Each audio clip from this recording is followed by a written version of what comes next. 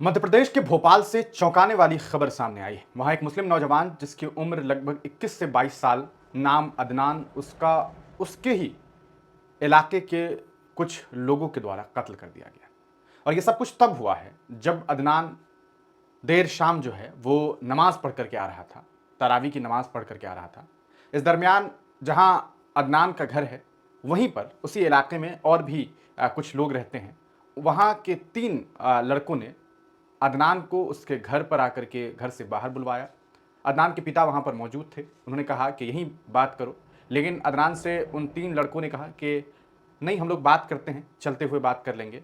और फिर उसे घर से थोड़ी दूरी पर ले जा करके चाकुओं से मार दिया गया, बेरहमी से मारा। जब चीख सुनी उस अदनान के पिता ने तो वो दौड़े, चिल्लाते हुए, दहाड़ते हुए। तब तक वो तीनों फरार हो गए थे। लोगों ने उस नौजवान को अस्पताल तक पहुंचाया, लेकिन अस्पताल ले जाने के दरमियान बीच रास्ते में ही उसकी मौत हो गई थी। अस्पताल ने साफ लफ्ज़ों में कहा कि हम आपके बच्चे को नहीं बचा सकते, क्योंकि वो अब इस दुनिया में नहीं है। ये पूरा मामला काफ़ी चौंकाने वाला है। आपको बता दें, इस पूरे मामले में जो 3 नौजवान हैं, उसका नाम है शुभम, राज सोलंकी और लकी सोलंकी। इन तीनों ने, राज ने, लकी ने, शुभम ने अदनान का कत्ल किया है। इस पूरे मामले को लेकर के जो बातें बताई गई वो ये है कि ये पूरी घटना सोमवार को घटित हुई। सोमवार को देर शाम लगभग 9:45 में नमाज पढ़ करके लौट रहे अदनान का कत्ल किया गया। पूरा मामला मध्य प्रदेश के भोपाल के गांधीनगर इलाके का है। आपको बता दें, इस पूरे मामले में पिता के सामने जो है ये कत्ल किया गया है, ये बातें सामने आई।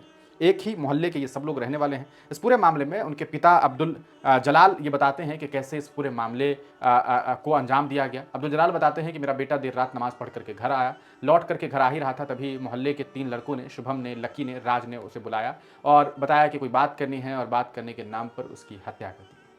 ये काफ़ी चौंकाने वाली बात है। और कहीं न कहीं मध्य प्रदेश में प्रशासनिक व्यवस्था पर भी ये सवाल खड़ा हो रहा है कि किस तरीके से गुंडई आम है। इस पूरे मामले में हालाँकि पुलिस प्रशासन ने ये बयान दिया है कि हम इस पूरे मामले में वैधानिक कार्रवाई कर रहे हैं। दोषियों को तलाशा जा रहा है, उनको ढूँढने का कार्य शुरू किया गया है, छापेमारी की जा रही है।